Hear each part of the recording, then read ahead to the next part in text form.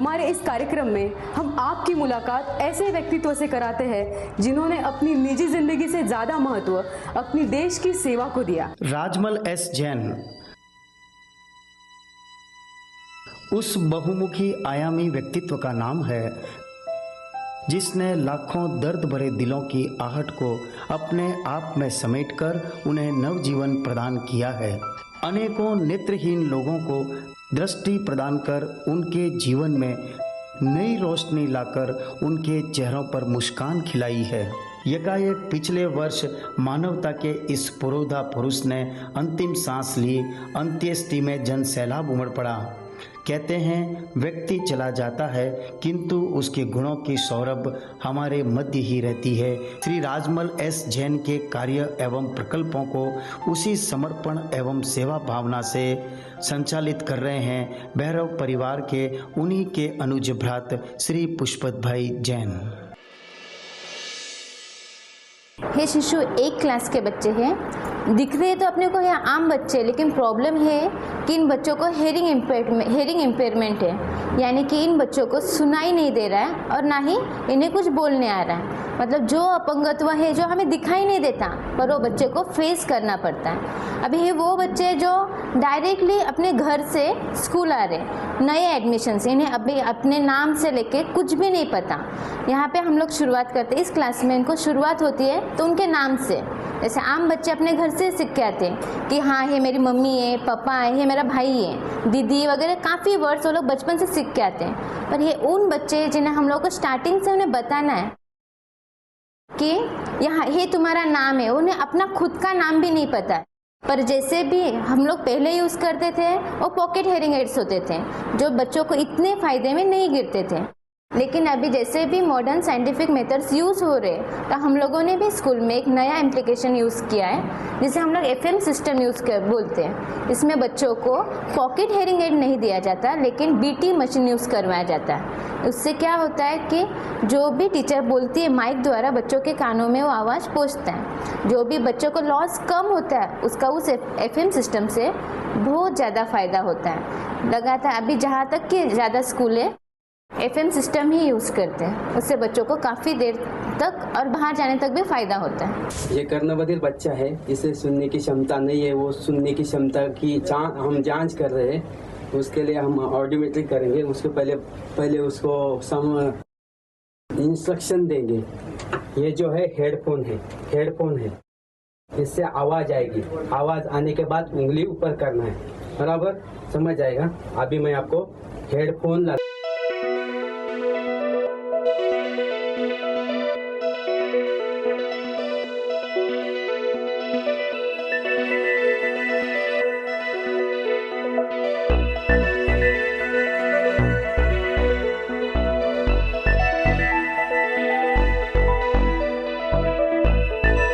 थोड़ा सा दिखाएंगे।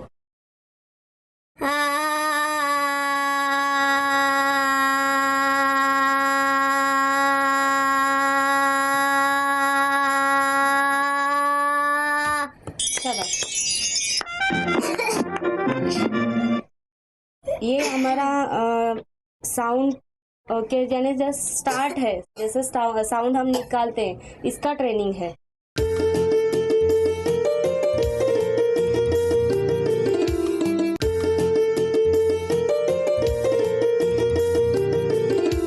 हमारे दर्शकों को ये बताइए कि आपके स्कूल में शिक्षा के साथ साथ क्या खेलकूद को भी महत्व दिया है? हाँ, खेलकूद में भी स्पोर्ट्स और ये indoor outdoor volleyball, cricket, कैरम्स।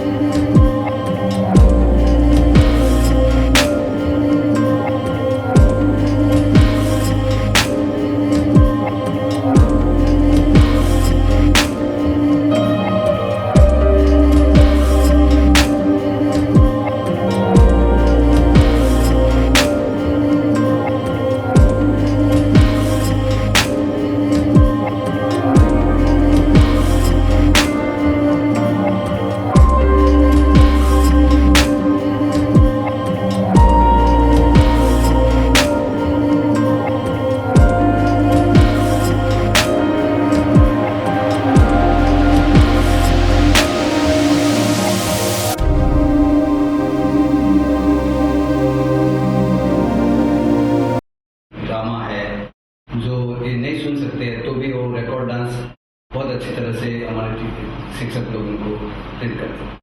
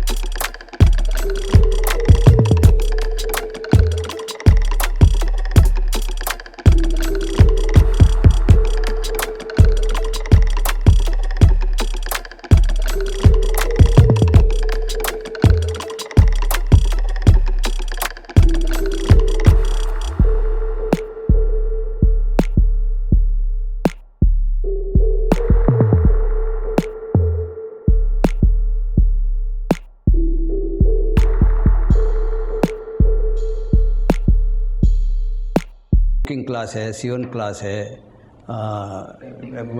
Photography है, प्रिंटिंग है इत्यादि। यहाँ पे हम लोग इंडोर फोटोग्राफी इनको सिखाते हैं। इंडोर में हम लोग यूनिट यूज़ करके टोटल जितना 4 मिनट में हम लोग फोटोग्राफी करते हैं। स्टूडियो पोर्ट्रेट, इनको लाइट इफेक्ट क्या होता है उनको यहाँ पे बताते हैं। यहाँ पे मॉडलिंग, इंडोर आउटडोर।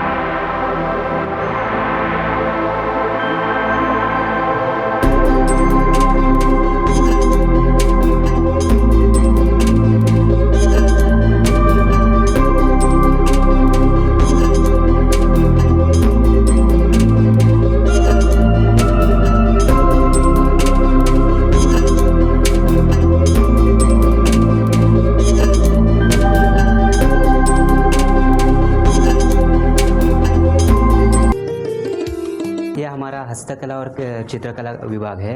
यहाँ बच्चों को अलग अलग प्रकार के सब हस्तकला और कला के प्रैक्टिस दी जाती है। ये पक्के कलर से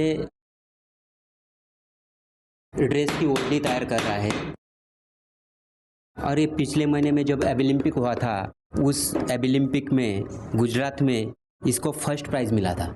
वेस्ट्रूज में बैग बना रहा है, ऐसा ये बैग है। पहले उसने ये बैग बनाया हुआ है, एक नाइट लैम्प भी बनाया। ये सब पेपर्स के बनाए हुए बैग है कि ये जो बच्चा है वो फ्लावर मेकिंग कर रहा है। फ्लावर मेकिंग से ये बच्चे बुके बनाते हैं। उसके बाद ये जो बच्चा है वो केन मेकिंग कर रहा है। केन से पहले एक बास्केट उसने बनाया हुआ है, बाद में दूसरा एक बास्केट बना रहा है। हम ये इन जो बच्चों को पढ़ाया जाता है इनके माता पिता को बताते हैं कि बच्चा यहाँ के क्या पढ़ता है, उस 10वीं के बाद जो व्यावसायिक शिक्षण है, इधर जो व्यावसायिक शिक्षण मिलता है वो 10वीं के बाद वो अपने कमाई के लिए वो यूज़ करता है। ऐसी जो पढ़ाई हम यहाँ देते हैं और यहाँ बच्चे सक्षम बनते हैं। हमारे स्कूल के ये जो बच्चे हैं ये कर्णबधिर बच्चे हैं। हमारे स्कूल में और भी इवेंट्स है, इनमें ये कुकिंग क्लासेस का भी इवेंट स्टार्ट किया हुआ है। इसका मेन जो पर्पज़ ये है वो कि इन बच्चों का पुनर्वसन हो सके, इसलिए यहाँ पे कुकिंग क्लासेस भी शुरू किए हुए हैं। तो इस बच्चों को अपने पैरों पे खुद के खड़े होने के लिए भी ये मदद हो सकता है इसका उपयोग, और इसके लिए हम लोग ये सब यहाँ पे सिखाते हैं इन बच्चों को कुकिंग वगैरह। तो आज हम लोग इनको सिखाएंगे। यहाँ पे एक मैंने इवेंट लिया है, ब्रेड दही वड़ा है। इसको पर्टिकुलर ऐसा गोल शेप देके राउंड शेप में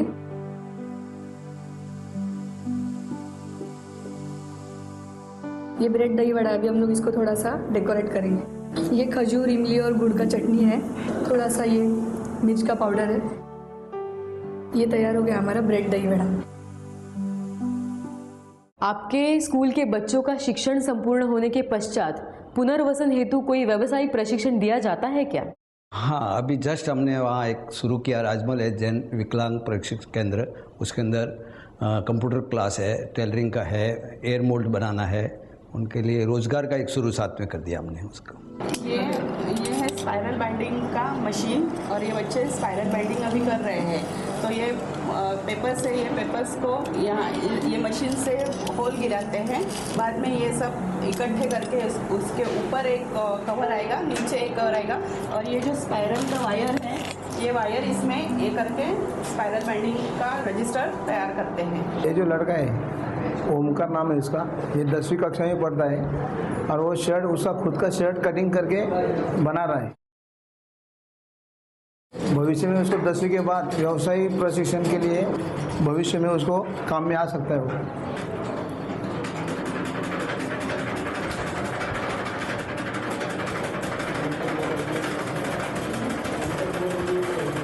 मैं यहाँ पे विषय शिक्षक पद से काम करता हूँ, लेकिन यहाँ पे सिखाने के साथ साथ बच्चों को कंप्यूटर क्लास भी सिखाता हूँ। मैं यहाँ पे स्कूल में 9 साल से काम कर रहा हूँ। अभी यहाँ पे बच्चे हमारे कंप्यूटर सीखते हुए बहुत सारे बच्चे बाहर काम भी कर रहे हैं कंप्यूटर के क्षेत्र में। बहुत सारों को महानगर पालिका में जॉब लगा हुआ है, वहाँ पे वो बच्चे वो सीखा उनको वहाँ पे काम में आता है। फर्स्ट स्टैंडर्ड से तो 10th स्टैंडर्ड तक।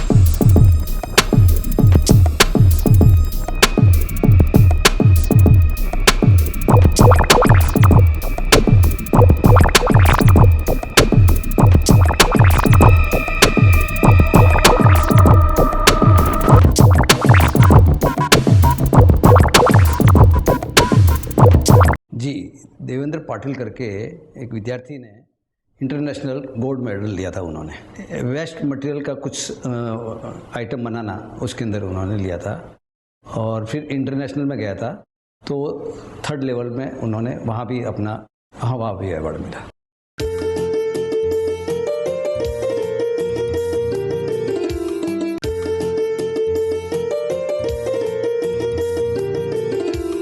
जैन साहब, हमें ये बताइए कि आपके स्कूल के बच्चों के स्वस्थ शरीर हेतु क्या कोई शारीरिक कसरत के साधन भी उपलब्ध है? जी, आधुनिक जिम हमने व्यायामशाला किया, उसमें लड़के और लड़कियां दोनों उसके अंदर अपना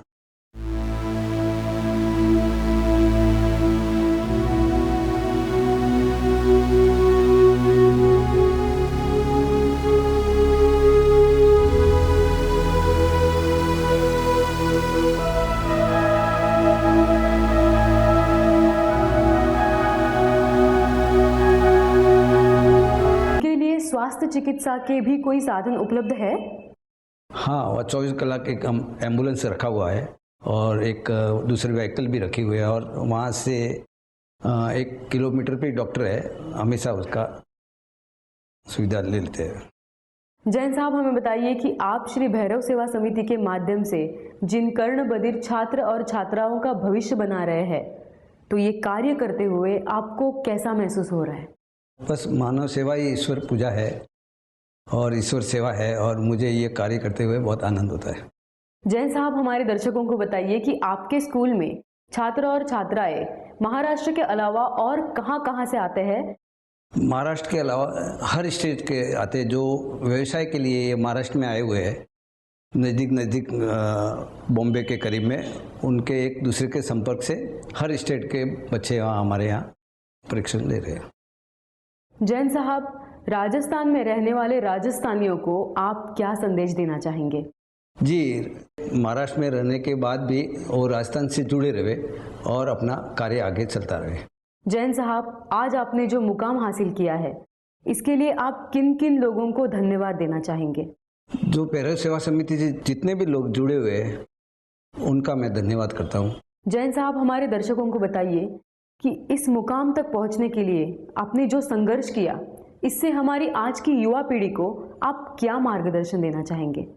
बस ये गतिविधि नई पीढ़ी और इसके सुंदर रूप में आगे बढ़ावे। दोस्तों, मुझे आपको ये कहते हुए बहुत तकलीफ हो रही है कि घड़ी की टिक टिक मुझे इशारा करते हुए कह रही है कि आज का हमारा सफ़र यहीं तक, बाकी का सफ़र तय करेंगे अगले सप्ताह, आज ही के दिन, आज ही के समय, इसी चैनल पर।